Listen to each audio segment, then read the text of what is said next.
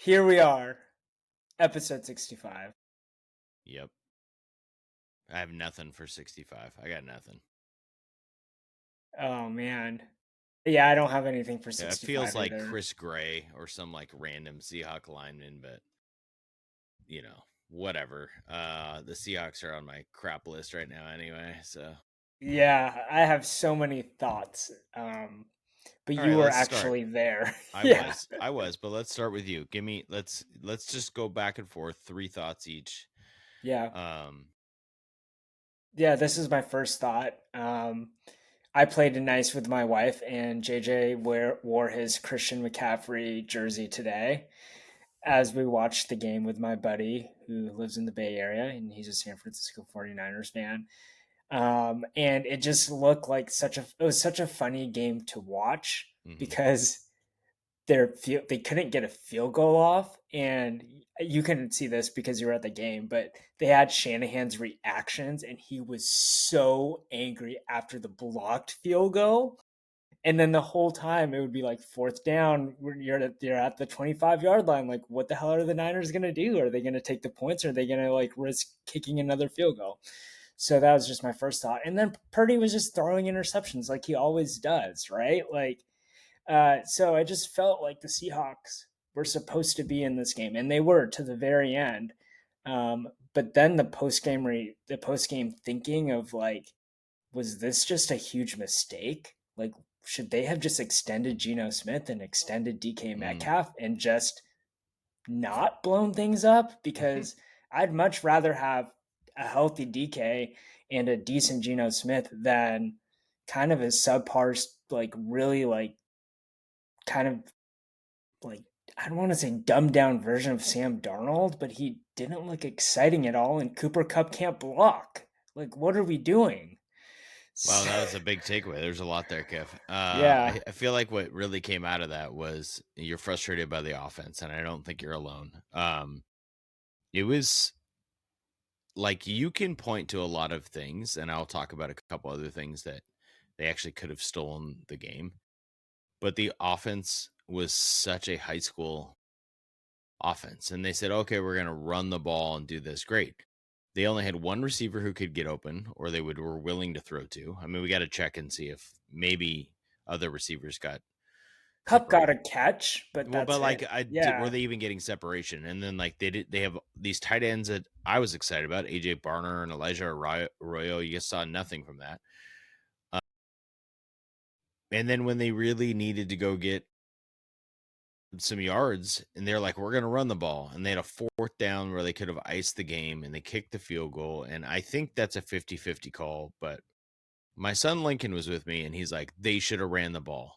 You get the first down, and then you run out the clock. And like, he's pretty new to football fandom, he's and turned into a fan. he's like, He's turned what into are a they fan. doing? So the offense is really disappointing. Now, take that with a grain of salt, because offenses across the NFL, other than the Baltimore Sucked. Ravens, and Danny Dimes and the Colts, like there were a lot of bad offenses. So, but I yell out, "You suck, Kubiak" in the game? Yes, I did. Because it is frustrating, because it feels like, okay, cool. We just keep replacing offensive coordinators. Everyone gets excited in training camp. Zone blocking scheme. Ooh, all this stuff. It's Yeah. like, great. For what? 170 total yards or whatever the hell they had? I wish I could get this version of you talking to last week's version of you, and you would be just arguing against each other because you're so optimistic. I'm still Um, optimistic yeah, seasonally, and that's my second takeaway, and then I'll kick to yours. yeah, Is like, and my friends who are watching on TV, it's harder to watch when you're at the game and you're yelling yeah, and stuff. But the Seahawks D line was pretty good, right? I yeah. mean, They got a lot of pressure on McCaffrey, Purdy. Yeah, yeah, they got pressure. McCaffrey averaged 3.1 yards per carry. The team as a whole was 3.3. I thought Purdy, I mean, he used McCaffrey in the passing game, and that's where we got hurt. But Purdy threw some terrible decisions. yeah. He didn't have Kittle in this, Yeah, for the that was majority huge. of the game to bail him out. Kittle kicks our butt. Yeah, So he was good. So Um, What's your second takeaway? My second yeah. takeaway is maybe the defense is really good and they're going to be fine. Yeah, the defense looks like a top five defense. I mean, you have McCaffrey, you have, I mean, Purdy's a decent player. And you have Kyle Shanahan on the other side, and you held Yeah. them to what? Was it 16 points? I can't even remember. 17 17 with points, extra. right? Yeah, yeah, they got, yeah. So, and the special teams were great, like that block, the second field goal attempt by Moody, the block was great. And the defense kept the team in the game because the offense, it was just a defensive battle the Yeah. first half. Like I wasn't really necessarily complaining about the Seahawks offense being bad, um, but I think my first point about the offense being bad was just like you there was a idea that the offense was going to be better, and it just didn't look like it. No, it was not Um, even close. But again, yeah. week one, and we'll see. But I talked about this. I thought I talked about this last week. Maybe it was just with friends. Despite my optimism about the Hawks in terms of the division, that actually doesn't change. I don't feel like either team was very good, Yeah. to be honest. Like, I don't look at the Niners and go, like, that team's awesome. Whereas the Yeah. Niners in the last 3 years have crushed the Seahawks, and I've been like, they're so much better. And this goes to my third point. Like, Seahawks should have won the game. Reek Woolen blew it. Reek Woolen had an awful game. So he gives up the long pass to Ricky Pearsall where he stops instead of running. And then he has an interception coming into his hands, and he let the third string tight end from the Niners jump in front of him and get the game winning Yep. touchdown. It was awful. Like, it's a contract year for him, and he did not come out and play well. And he had a Yeah. penalty on the play that Ricky Pearsall got the catch. Like, he was bad. Yeah. I don't know what his Spencer. PFF score will be, but like, Hey, you don't need a PFF score when yeah, Spencer Hawes is tweeting out a pair of scissors next to your name, which is what yeah, he did for yeah, Reek Woolen. So yeah. It was awful. So my how is third the takeaway is like Reek Woolen was awful, and Reek Woolen's inches away from the Seahawks winning a terrible 13-10 game, and they're 1-0. The problem is they go to Pittsburgh next week. Like, I don't care if Aaron Rodgers is quarterback, whoever's quarterback. Mike Tomlin's really good. It's really hard to win in Pittsburgh, and it's going to yeah. be really hard to win against that defense with the offense they just rolled out today. So Yeah, Rodgers scored 4 touchdowns. yeah, I mean, I'm not on You're honestly not like, scared of Rodgers? no. I think the defense will be fine. I don't think we're going to move the ball. Yeah. Yeah. Um, so Well, I'll yeah. well, this is what Ryan Grubb struggled with is he never made adjustments. He was stubborn, and people figured him out really quickly. My hope is that Kubiak will learn. Okay, this is what my first team offense looks like in a game. Because remember, they Darnold played one series, right? Like in the preseason. So um, Also, can I talk about that for a second? yeah, Maybe offense across the league was crappy because no one's playing their team in the preseason. And I get that you don't want them to get hurt, but do you want to just like tank the first week? Because that's what everyone's doing. yeah, yeah, Right? That's what it felt like happened. Even the Niners, like they were off a little bit, you know? I yeah, mean, part of that is injuries for them, but they've played together at least, right? So they have, like, Purdy has camaraderie with Kittle, and he yeah, has a connection with McCaffrey. Darnold, it looked like he had a connection with JSN, but my God, anybody else yeah, exist? yeah. Jason was balling out. Yeah, If you he's drafted freaking him on your good. fantasy team, I'm like, okay, that guy is like clearly. I think he would have been the number one over DK this season. Uh, on the TV, the whole lower bowl was red. Well, Like, on the Niner side, it was. okay, okay, So my so side, I was on the opposite side. I was on the okay, Seahawks side, and there are hardly any Niner fans. And yeah, so the way it works is that the side I was on are like legacy or season ticket holders, right? So they had I don't know, ultimatum or something this year that basically was like you could lose your season tickets if you sell to opposing yeah, fans. That's what they decided to do, and it seemed to work on my side. Like, there were a couple Niner fans that just came with a Seahawks fan, but they were not loud on our side. But the other side is all the ticket brokers and the companies, I guess. And so it makes sense. They want to be on the visitor side, right? But it was crazy full of Niners fans on that side. Yeah. Yeah. So, any other substantive takeaways from the game? Because I have one more question for you. Yeah, I mean, I think I would like to. I'm hoping to write, 5 takeaways like I did before, but I Yeah. also was in the middle of writing a game preview and never finished it, so you never know. So maybe you do two takeaways. Maybe 2 takeaways, but here's one I think that will be the case. I want to look at, some. I'm gonna sound stupid. I'm gonna watch the tape, but I do like to look at the NFL Plus like freeze frames and stuff Yeah. because I think Zach Charbonnet is so much better than Ken Walker. He That's the seemed like takeaway. the number one. So during the game, my buddy that's not the 40, my buddy that's a 49ers fan, Renee, shout out Renee. Thanks for coming over to watch the game. He said, like, in the second quarter, he's like, is Charbonnet the number one? Is like Ken Walker still injured? I'm like, no, but he's definitely running like it. And they're giving him it seems like It was 12 carries to 10, yeah, unfortunately, it's like because they Ken Walker had one insignificant. 8-yard run that was good, but it was really frustrating. Charbonnet hits the hole and he goes, and And maybe he's he a had good, better. yeah, He might maybe had better blocking in those plays, they're the but same blockers. I know I want it to be like 17 carries for Charbonnet and 6 for Walker. That's what I want. Yeah. I mean, he's so good at like kind of just threading the needle between the tackles when you say hitting the hole. Like he's he's able to like get through traffic, without, maybe he gets Yeah, touched a little, maybe sometimes he gets hit right away and goes down, but it seemed like I was especially thinking of he had some red zone carries where he was kind of just like threading through and getting positive yards, which is pretty hard to do when it's jammed up in the red zone. So I like Charbonnet. I think maybe I my need fantasy someone pick is to good. Yeah, I need someone to send me a Ken Walker highlight tape because I don't remember when he was good.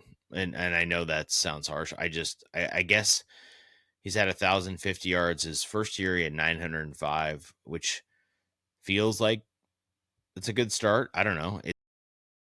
It's 70 yards a game and 60 yards a game. It doesn't feel dominant. I don't know. He frustrates me a lot, so I would rather have Charbonnet. That's a takeaway. So was Felix? You said Felix went with you or No, Lincoln? Lincoln went. Yeah. Lincoln. So, oh yeah, because Lincoln's playing football now, so he's Yeah. totally thinking. Lincoln, when he goes to a football game with you, I know he will have graduated to true football fandom when he tells you, "Dad, this is a big third down."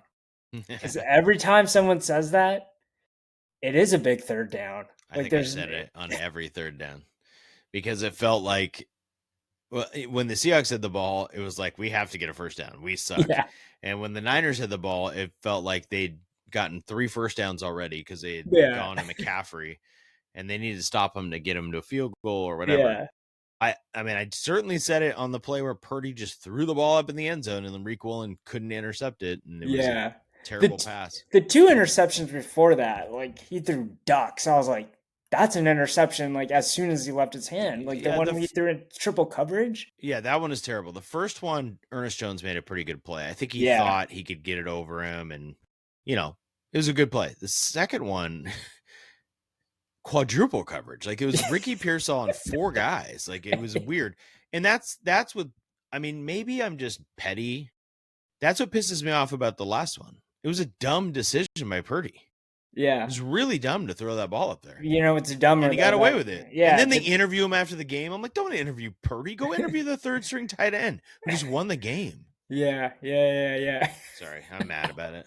This is how I Yeah. felt about the Well, Mariners up it's until two just days ago. it's upsetting because they got the turnovers, but they didn't make any points out of them. Yeah, Meanwhile, you're right. the Yeah. Raiders are winning games with the same coach and our former quarterback and arguably like less offensive pieces. Well, come on. The Raiders beat the Patriots, and I know Patriots are like this sexy dark horse pick. The Patriots are not the Niners. The Niners Yeah. are a way better team than the Patriots. Yeah. So I'm not gonna go crazy on this. Yeah. It's 1 week. It's week 1. We have It's 18 1 week, weeks. but there's pressure to go find a way to win in Pittsburgh because 0-2 is gonna be tough. I think. Yeah. I mean, it sounds obvious, right? But like there's all these stats about being 0-2 and making the playoffs, and Um, I mean, I don't know. They do come home to the Saints after that. Then they go at Cardinals, where they seem to be okay down there. So even if they're 0-2, they could pull off 2-2. The Bucks at home will be hard. At Jags, I don't know. Their schedule doesn't seem like crazy hard. Even like Texans on Monday Night Football, like they didn't look great against the Rams. At Commanders, You're always going to be in games if you have a good defense. yeah, So that's what I'm kind of feeling. yeah, Is I'm like, I don't know, they'll be in all these games probably, but I really need them to do Darnold something on has an offense. arm. Darnold has an arm, by the way. Yeah, I That mean, was it kind of could have my been a takeaway cool ending, watching. Yeah, but he yeah, fumbled by hitting Abe Lucas with the ball. Good job, yeah. Sam. Abe Lucas hit Sam. Whatever. Sam Darnold's fault. He's the quarterback, right? Yeah, I mean Like, he was in the pocket yeah, collapsed and he was yeah. trying to throw it. It's awful. It's freaking awful. You know Also, what's run the not? ball. What are we Yeah, doing? Like, anyway, you know what's not awful? what? The Huskies putting up 70 points and It's a lot scoring, of and points. Jonah Coleman scoring 5 touchdowns. That was a lot of points, Kev. Um, okay, first question, as always, did you stay awake for the whole game? Did you fall asleep at any point? Not only did I stay awake, I met people at a bar and I watched the entire game at the bar. You And the yeah, entire game. yeah, the Till, entire game. So I was gonna leave going into the fourth quarter, and then I ran into some other friends, and I ended up staying. And yeah, I watched the whole thing. I watched. So this was my fun part of the game that will tell you I watched the whole thing. I said to a friend who's a Husky, uh, "Who's the backup quarterback?" We had no idea. I Horton. Yeah, so well, you're ruining my story, Kev. So then this guy comes in. I'm like, Horton, like who the hell is this guy? Would have never guessed his first name was Kai. And I watched Kai Horton run all over the field, like Yeah. Damon Williams Jr. Like he. Senior transfer from Tulane. Wait, really? Yeah, Why? he was not on my Why did he come over? I was like trying to break all the transfer portal news. I was new to the insider thing, and Kai Horton, I had no idea. Yeah, Just like his suddenly out of his agent did nowhere. not reach out to you, No, apparently. no, no agent reached out to me. He went on a visit at some point, and he was just recommended by a friend coach of Jed Fish, and he was okay with being the backup, and he probably has some NIL. I wonder, Like yeah, that's but I how it wonder works. maybe Kai. This is going to be naive of me, but yeah, it's probably Yeah, just NIL. But what I wonder if Kai Horton's just like, I hear they have a great medical center. I want to be a yeah. doctor, like No, no, no. something like It's that. not That's a, what not makes a. me think Yeah, there's something that or maybe and he's like, I'd it's never been on the West totally Coast. I don't know. admirable, Yeah, totally admirable to do. Use your sports to get an education, which is what the myth of college sports has always been, and for some people, that's actually the truth. I was thinking Like, about that the other day. Like, there's got to be guys who want to go places for school still. There's too many dudes, right? There's guys not getting a huge NIL money. yeah. And so they're picking a school. Yeah, I mean, it could be the atmosphere Well, of the these are game. the backups too that are That's thinking what I this mean. Yeah, way. yeah. Yeah, Like, yeah, yeah, yeah. like your second and third string linebacker, they're like, yeah, I want to, and they go to class. I mean, I don't know. Maybe, am Yeah. I naive? Are there I kids still always going to think of it, class? there's like definitely guys that are like, do I want to like get a lot of playing time at like Pomona Pitzer, or should I just walk on at UW, play, not play at all, but like get all the benefits, right? Yeah, And practice hard, yeah, right? And contribute to the team that way. I've seen various high school athletes like they play a year at some random college or some community college and they're like, this isn't worth it. Like I've just, right. I'll just go to a regular college and walk on and not play, but still, be near the game of basketball. So I'm sure there's football Yeah. players that Oh, do I mean, I've the same thing. known, being at a high school and being in Yeah. athletics, like a number of kids who probably could have played at a small college and were like, I just want to go to school. Yeah. But that's a different story. Yeah. How we ended up talking about Kai Horton when this was a 70-10 game, like that's embarrassing for our podcast, but that's okay. Um, so my first answer to you is I stayed awake the whole time That's amazing. at a bar. At a bar. I fell asleep with a beer in front of me at like in the third quarter. I was like, God. Christine was like, yeah, you're still watching? I'm like, yeah, Kai Horton's gonna go in. Like, why wouldn't I watch? Like, he might not go in the rest of the season. That might be true, actually. How many? I got to look this up. Where's 70 points in Husky history? Okay, so the last 70-point game was the 70-21 drubbing of Oregon in the 2016 Oh my season. God. They scored 70 on Oregon. I forgot. That is Yes, so awesome. it is the greatest. So Jake Browning was one of the Husky legends, I think, the last game. And so he signed a photo of the point, and it said, "To Coach Pete, it was worth it." And I don't know what they did with the photo, but I thought Yeah, that was that's really so funny. awesome. So Um, that is the most, 70 is the most. They tied the most points. Yeah. That's what I'm Yeah, which finding. is I don't know if pretty that's true. ridiculous because they also, so this was one of the questions in my head, and as a high school football coach friend of mine, I said, what's your threshold for um, when you pull your starters, right? And his answer was never earlier than the first series of the third quarter. Mm. And then he told me, he said, yeah, this week on Friday, we had a blowout, and then my backups gave up two straight touchdowns, and I was Yeah. pissed, right? Yep. So Yep. that's what happens, right? Yep. Yep. It, it, I mean, how about for you? Like, first we can talk about football, but then maybe you can give me some insight on basketball when you would pull starters. But for football, do you have an innate sense of like when you like just use this game as Yeah. We were as a talking about it at the bar. The yeah, friends of mine, my buddy was like, why are they still in? I mean, he's kind of operating yeah, from like, please don't get hurt, yeah, in this silly yeah. game. And I was like, I don't know. And then I look up and I'm like, oh wait, it's 49-10. Like, there's no way UC Davis is scoring, whatever, 39 six unanswered touchdowns to points. win. Yeah. Yeah. So, but also you're kind of trying to build cases. I don't know about Heisman, but I had another friend who texted me and he goes, feels like Fish is trying to get Jonah Coleman in the Heisman conversation. I mean, this is exactly what Jaden Daniels did. He played crappy teams and his Yeah. numbers were inflated. So Jonah Coleman last year had 10 touchdowns. We're two games in and he has seven. That's Like, crazy. That's insane. I He's mean, he third. deserves it. He's third in the country in rushing yards right now. Yeah. So Remember we played all those running backs last season, like the guy from Iowa, the Russian attack at Penn State. Michigan had some dudes. Rutgers, Kyle The Monangai, who's yeah, playing for the Bears now. Yeah, yeah. I was big on Kyle Monangai. Yeah, there's all these dudes, and like now we have the dude. Like Yeah, this is the guy that they're gonna focus on. It's gonna open up the pass game for sure. yeah. I think it's gonna be Um, pretty fun to see Demond with it. I mean, I think my big takeaway is, I mean, scoring 70 points is 70 points, right? This is what you see yeah, these big time programs do when they play not very good teams. And I feel like the Huskies over the last 10 years have been more like, okay, it's a 10-point game against UC Davis in the fourth quarter. And everyone's like, what? I mean, they just stomped them, right? yeah. It was refreshing. Yeah, it The was, first two plays, I was like, yeah, this game's gonna be boring. Like there's nine yeah, minutes left. For up 14-0. yeah. Yeah, there was no one there in the But second half. Jonah Coleman looks like an NFL running back.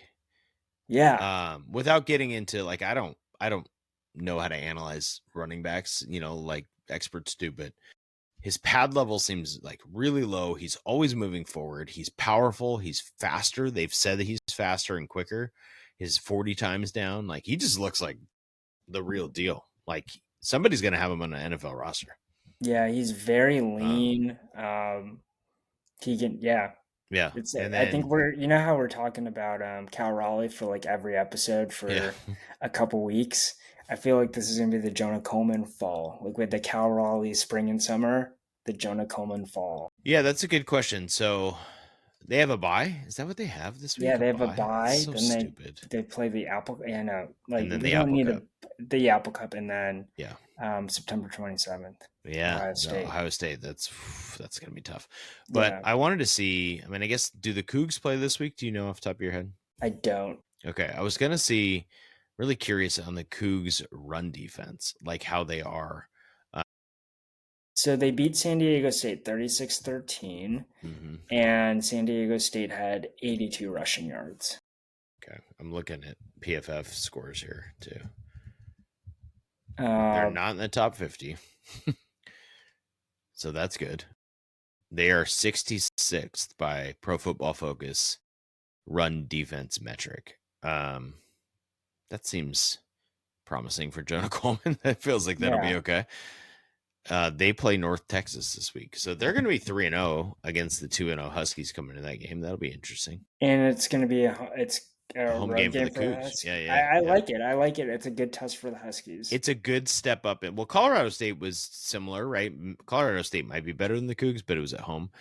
I think both of those are nice. Then Ohio State's going to be a whole another level. Yeah. It's going to be insane. Like I'm worried about the Husky defense against Ohio State. That's what I'm. Yeah, thankfully the defense looked like it could get like they got pressure on an FCS offense, which phew, like I was a little worried here after week one. Yeah. But the pressure was there. So we'll see what they look like against the Cougs and hopefully they can get, they'll get healthy. It's not like they have a whole bunch of injuries, but They got some there's things to receiver sharpen up. injuries. Yeah. Oh yeah. Yeah, so they lost their number 2 Rashid and Williams. their who I would say was probably supposed to be their number 2 from Penn State has not played yet. Yeah, so that's what's interesting. I think if Rashid is out, then Omari Evans goes in. I was a little worried Well, about, we hope he goes in. He hasn't yeah, played yet, right? yeah, You know what I yeah. mean? I Yeah. was a little worried about Takario Davis, who got that awesome interception. But Fish said post game that he's fine. He thinks he's going to be okay. He like landed Although on the Fish ball or has something. said stuff like that, and guys have been out. Like Quentin Moore, he strung us along like for the first 4 weeks, and then the dude didn't play the entire season. Yeah. So that'd be interesting to see. But I don't know if I know anything more about the Huskies except that John Coleman is really good. Like, there's nothing expectation wise. There's nothing different than I had preseason. I've learned nothing than that the past 2 games, except maybe we don't have a as strong of defensive line. Our offensive line is definitely better, Yep. and Jonah Coleman's really, really good. Everything I else I kind of expected. Damon Okay, Williams is so that's solid. interesting because Yeah. I am more optimistic now after the 2 games, even though Colorado State had its moments. And I asked last week, is Jed Fish good at coaching football? Yeah. Damon Williams just looks the part, and Yeah. that's something I didn't know how he would look. Jonah Coleman looks incredible. To your point last week, Adam Muhammad also looks incredible. Denzel Boston's a clear number 1. I think they have good tight ends, even though it hasn't really popped yet. Yeah. And The graph had a drop. the offensive line is awesome. Carver Willis is the number 1 offensive lineman run blocking in the nation right now. Yeah. And Drew is up as a As a party is party. number 7 in the nation. Yeah. So they're just the tackles are just clearing people for Jonah and Adam Muhammad and Damon or whatever. I think the secondary is good. Alex McLaughlin's having a great year. Takario looks awesome. Prysock could have had 2 picks. So to me, I'm more optimistic. I actually feel pretty confident going into the Apple Cup, but that'll be interesting to watch for sure. Are we going to get a normal? I'm trying to look it up right now. Are we going to get a normal game time for that? What do we got? What are we Yeah. looking at? Not 8 o'clock. 30. Love it. Oh yeah. Yeah. That's great. It's probably on the Yeah. CW, but whatever. After I watch Isn't that Gilmore where Girls. Gilmore Girls and followed by the Apple Cup. Isn't that where the Cougs play all their freaking games is Yeah. on the CW? Yeah. The Pac-2. The Yeah. Pack 2, incredible. I'm gonna see what station this is on. Have you We looked gotta at know. the Coug and Oregon State schedule? So they play each other 2 times. No, they don't. Yes, they do. No, you're lying. They play each other 2 times. What the heck? Are you being serious right now? Yes, because they had to put together their schedules and they don't have anyone in their conference. So they This play each is other 2 times. blowing my mind. I had no idea. It's pretty funny. It's on CBS. That's great, actually. It's random. It's like a real network. Yeah. No offense to CW, which people really love. I'm looking at Yeah. the Cougs' By schedule the way, right now. CW, if you Oh my want God, they play Oregon State twice. You weren't lying. it's pretty funny. It's really sad that's what it's come to, but Wait, so because I think I've lost because I know there's a future pack, right? yeah. In the basketball, So Gonzaga's coming in, Grand Canyon's coming. So this year it's a pack 2, and that was the same as last year. yeah, and they But just had to last year they cobble played together a schedule. last year they kind of played like a Mountain West schedule because I think they thought Mhm. maybe or Mountain West invited them in, but that's not this year. So they're playing the Cougs actually play Colorado State after the Huskies. That's But they have interesting. some crazy games They though, play like Ole Miss traveling. Yeah, it's a nuts schedule. and Oregon State twice. They're basically What if like, they split? What happens? Does it matter? no, there's Do they not a play a third conference time in the champion. Pac-2 No, championship game? no, God. Do you remember when this is going to sound like we're making fun of the Pac-2, but I kind of am. They had like a huge press release recently about like this television deal they got with Yeah, CBS. yeah. And CBS was like, we're going to broadcast 3 football games and 4 basketball games.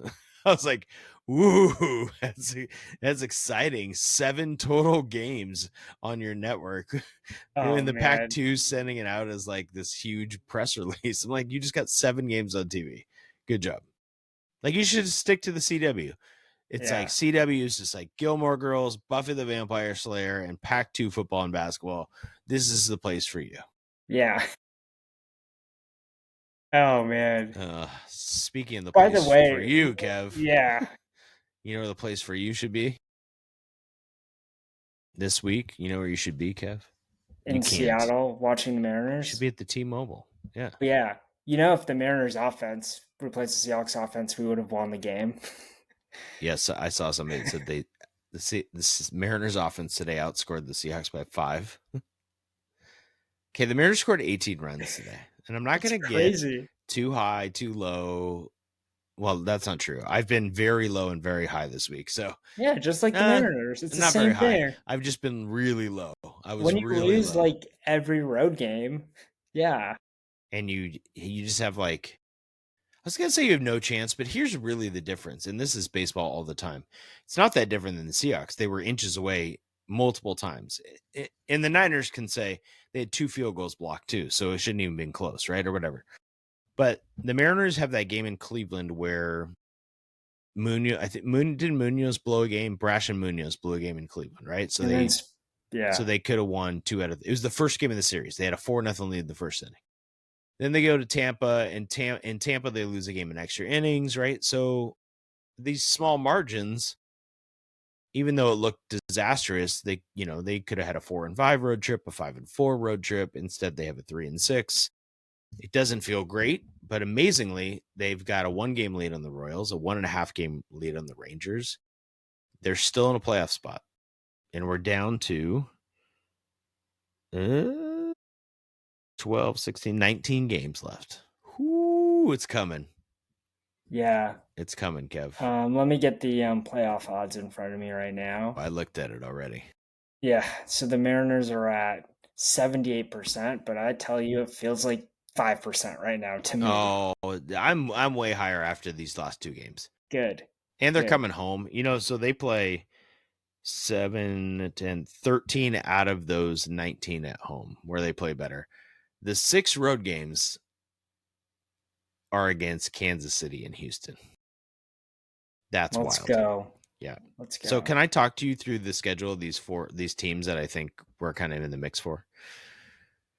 And then I want to talk about Julio. Okay. Is that fair with you? All right, great. Texas is a game and a half back, and the Royals are a game back. Houston is 2.5 ahead of the Mariners. I know that the Mariners play 3 in Houston. I don't feel great about the AL West. Okay. So let's talk through this. Mariners have St. Louis for 3, and then the Angels for 4 at home. The Angels are a total pain in the ass to the Mariners.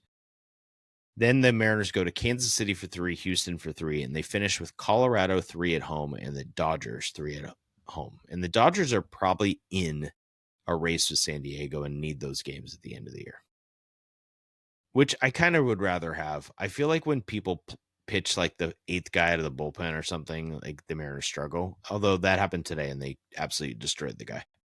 Okay.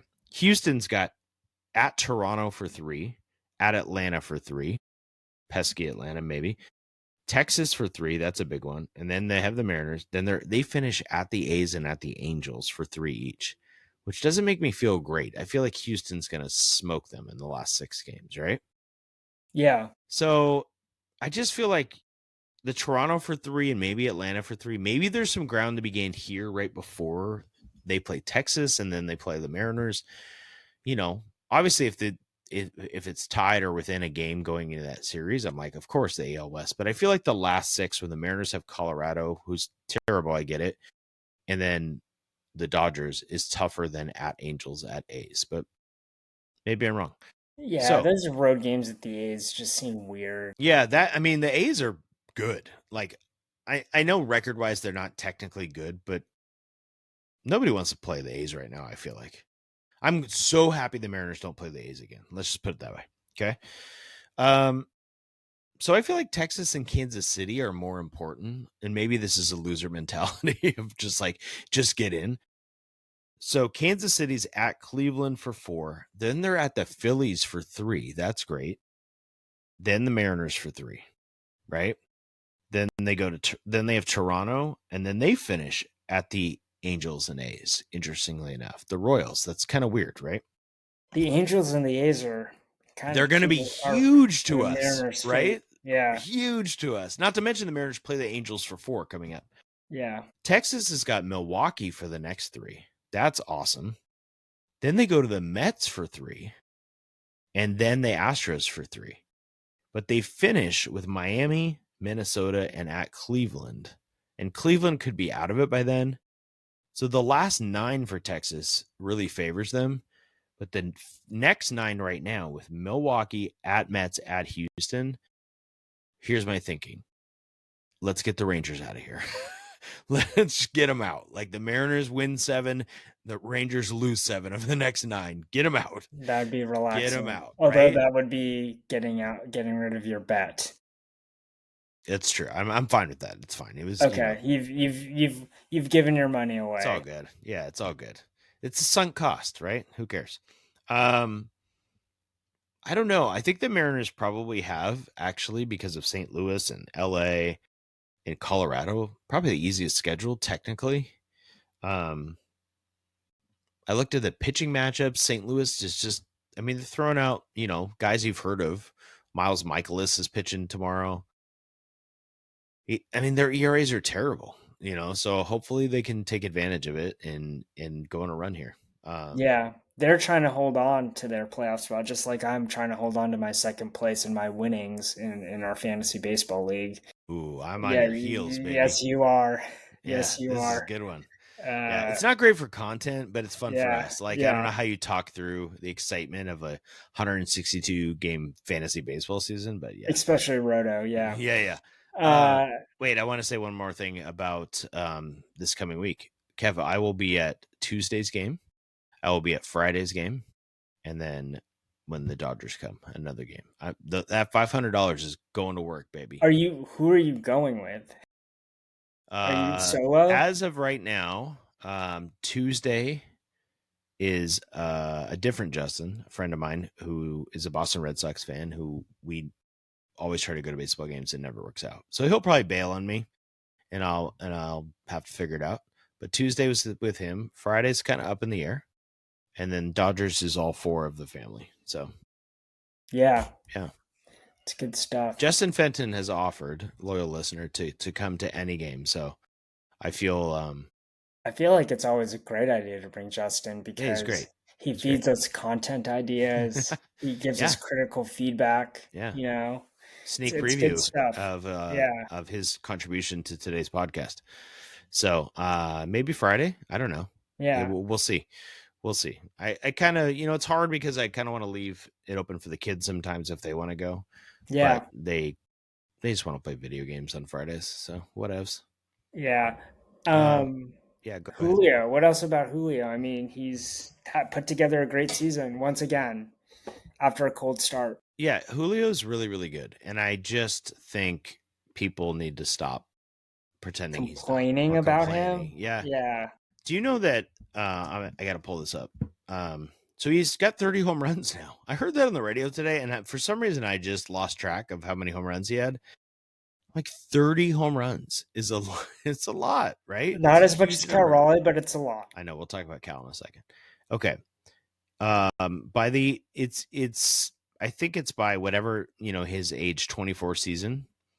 Uh the only guys in baseball history with at least 110 home runs and 110 steals: Julio Rodriguez, Mike Trout, Alex Rodriguez.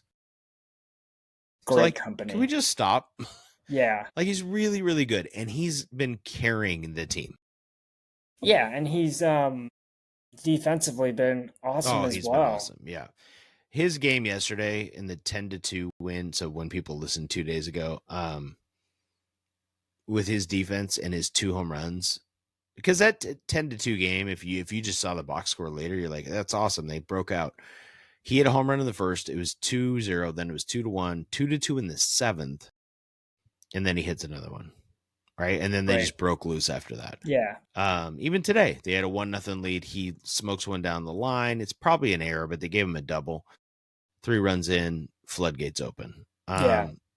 He's just, they're so much better when he's good. Yeah, and he's so much fun and he loves this team. He loves genuinely like celebrating his teammates. Like I love that he that Cal hits after him because he's Yeah. usually handing off the trident No, and no, he's no. Cal just hits before him, oh, so he Cal hands hits off the before trident. him, so Yeah. he hands off the trident. And uh after every interview with what's her face? Jen Mueller, or Jen yeah, Mueller, it's he's usually Jen like Mueller. he's like, we got to bring the energy. Like he tells the fans, Yeah. bring the energy, keep on bringing the energy because he's he's all about it. And he loves being a Mariner, right? So he's such a joy, and I give as much flack to the front office as possible. All the complaints are valid, but they've I don't think locked all of up. them are valid, Well, but some of them I kind are, of defend. yeah, I defend the front but office a little bit. they locked up Felix Hernandez and they locked up Julio Rodriguez. Well, they And these locked up guys are Cal going Raleigh. yeah, and they locked up Cal Raleigh. So, Yeah. um, I mean, they and don't honestly, they locked up. I mean, this is going to sound crazy, but when they traded for Luis Castillo, and people forget they gave him an extension, and Luis Castillo is like, he's tough for some people because he just has these terrible starts, but he's been good for the Mariners since he's been here. It's been really a big part of them being able to go to the playoffs in 22. And today, he was good. He was good today on the road, finally. Um, yeah, Julio is now 15th in all of baseball in WAR, 30 bombs. He's at 86 RBIs. He's got a shot at 100. He's at 93 runs scored. He's got a shot at 100 runs. Like, how many stolen bases? he's at 20. He gets 25th today. So he joined the 25-25 club. Side note, Gary Hill Jr., awesome on the radio, said Randy Arozarena is the first player in Major League history to be in the 25-25-25 club. 25 home 32. runs, 25 steals, 25 hit by pitches in one season. I'm Yeah. like, that's incredible. But Cal's teammate, I mean, I just ruined it. Julio's teammate, Cal. Where are you with him on the MVP race? You know, um, as the mayor, I think the central theory or my working theory is if the Mariners do well, then Cal Raleigh's MVP chances do well as Totally. well. But where is he? So Where are you now with him? yeah, I Like, you is he know the MVP to you right now? If you no, I think Aaron Judge is the MVP, unfortunately. But I do think that there is voter fatigue. Like I've talked about this with a few of my baseball friends that aren't Seattle fans, and they've said, I think, Cal Raleigh has a chance because of the voter fatigue thing.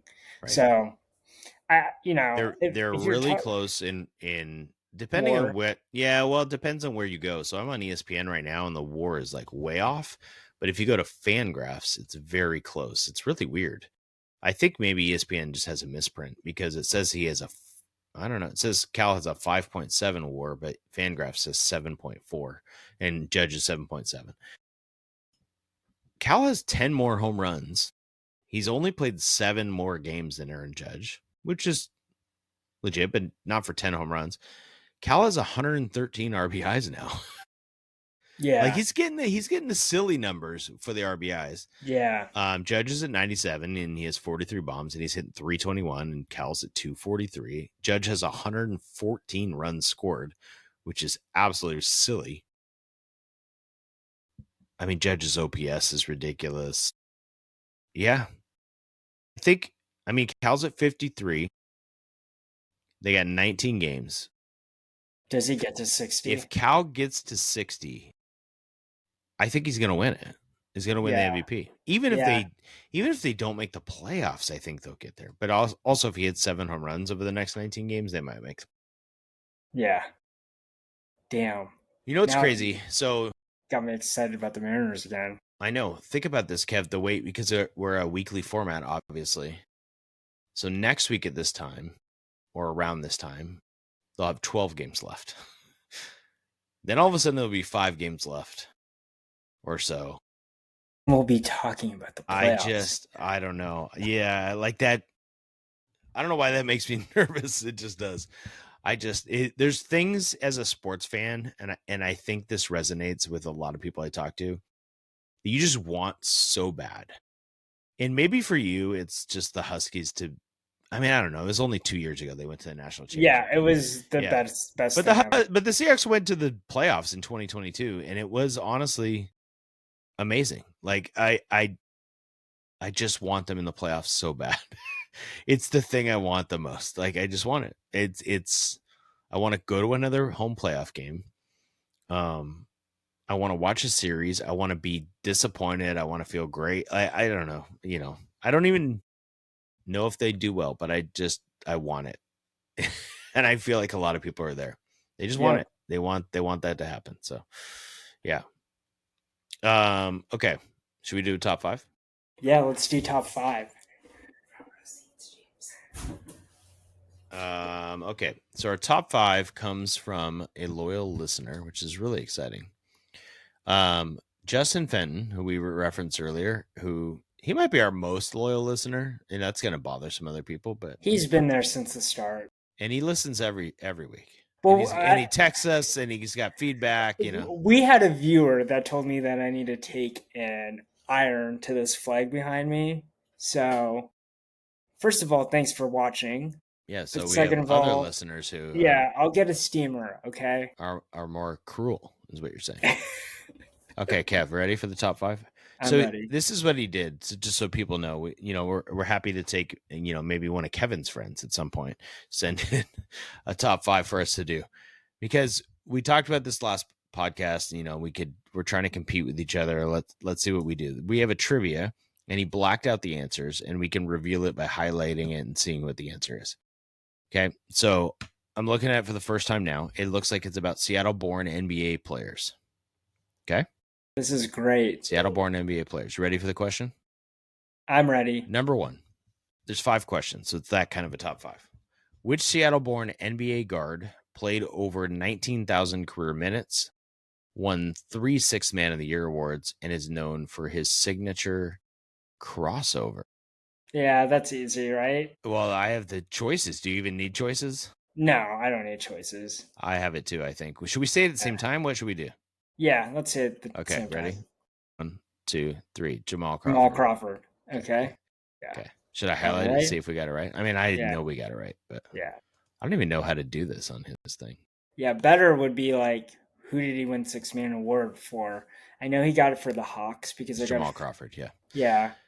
And I think he's got it for the Clippers. Question. Probably got it for the Clippers twice and the Hawks once. I think you're right. I think that's really good, Kev. I would give you a half bonus. Speaking of the Clippers, yeah. We'll come back. We'll see. Yeah, we'll come back to that. I've got things I can't even say. This Seattle native and NBA champion logged more than 33,000 minutes, is top 10 all-time in NBA games played, and made his mark as with the Jet nickname. Ready? Yeah. 1, 2, 3. Jason Aaron Terry. Brooks. Oh no! I got my Franklin people mixed up. 2-1. Oh. 2-1. It's Jason Terry. I'm sorry, Jason Terry. You're gonna get the next one. Ready? I'm gonna get it too. Yeah. Name the former Garfield High and University of Washington star whose promising NBA career with the Blazers was cut short by injury. Still played more than 10,000 minutes. Ready? Yes. 1, 2, 3. Brandon Roy. All right. 3-2. 3-2. Number 4. Which former Sonics player born and raised in Seattle played over 17,000 career minutes, including with the Raptors and Kings, and is known for his defense? Do you have a thought? Raptors and Kings? Raptors and Kings. It says former Sonics player. Born Absolutely not. Oh. Wow. Oh boy, that's uh, gonna distract Kev from the top 5 quiz. God. That was rough. Oh man, that 49ers was really hat rough. This is what in I the middle do. of the stream. For those of you listening, Kevin just got a 49ers hat put on his head. Okay, so it played for the Kings and the Raptors. Yeah. It says former Sonics player, born and raised in Seattle, known for defense, Kings and Raptors.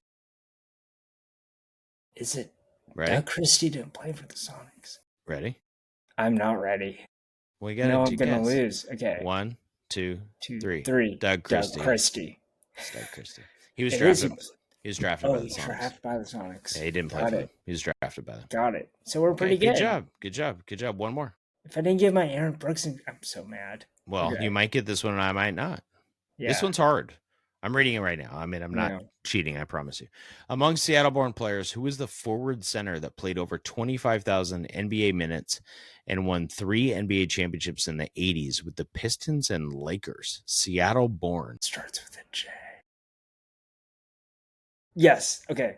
You have it? Let's do this. Okay. Yeah. 1, 2, 3. James Edwards. Edwards. Yes. What did you just say? James Edwards. Did you really say James Edwards? Because Yes. you kind of went, and then you listened to what I said. It's James Edwards. So I You was 5 heard for me 5. say before that I said it starts with a J. I did. That's why I believe Yeah. you. I was 5 for 5. You were 4 I was for 4 5. for 5. Because you But went I with gave Brooks. Aaron Brooks an extra shout out, right? So this is great because what this means is when you're not cheating and coming up with crazy questions that I can't answer and somebody else sends it in, it's clear that I'm better at this. This was really great, Justin. Thank you, loyal listener, for hooking this up. We need to find a way to like play the audio of the question. So like they can send in a voicemail and I can clip it in. There you go. That would be there awesome. There you go. Yeah. All right. I'm asking James Satterberg to give us a top 5 next week. So okay, here we go. Yeah, that sounds great. Yeah. All right, we did it. We got another episode in. Here's what we came up with today. The Huskies are amazing, and we don't get to watch them next weekend. The Seahawks defense are disappointing. Yeah. No. I'm sad, Kev. I'm still mourning. You decided to go to this game and they lost. It was let me pause for a second. I need to say this at the end of the podcast. I should have led with it. My sister's friend Caroline, who does listen to our podcast, gave us or we went with her, and it was we were the 50-yard line 100 level. Like, they were amazing tickets. Those are the best tickets. Yeah, they were awesome. Best seat I've ever been in at a Seahawks game. So thank you, Caroline. It was amazing, and we had a great time despite. And you wore blue, which of course mattered. I didn't wear this. I was wearing my Cortez. No, but what I'm saying is that there's people that just didn't go, and then the seats got filled up with 49ers fans. Yeah, but I think that's the ticket broker side. Yeah. Yep. I don't know. We'll see. Yep. When they play the Saints in week 3, I think there won't be that many Saints fans. I don't know how the Saints are traveling these days to go watch Tyler Slow or Spencer Rattler or whatever his name is. Okay. And then our third takeaway as we head into this week is we're really hoping the Mariners have a great week. Yeah, I'm going to be listening again. I'm back in it. They've won 2 games. Back on the bandwagon. Oh my God. You and your bandwagon. Here's the only place I will. You're the same way because you don't want to talk about the Mariners last week. I didn't want to talk about the Mariners last week. And this week when they were losing, I was doing a little less watching. I was doing more monitoring on my phone because I couldn't take the pain. I'll be honest. I watched more Kai Horton this week than the Mariners. I'll be completely honest. Oh my God. Okay. Well, we're going to fix that this week, Kev. 6:40 p.m. Monday and Tuesday against the St. Louis Cardinals. I expect you to be watching at least 3 innings. Yep. Okay. Yep. Until then, see you all next week for episode 66.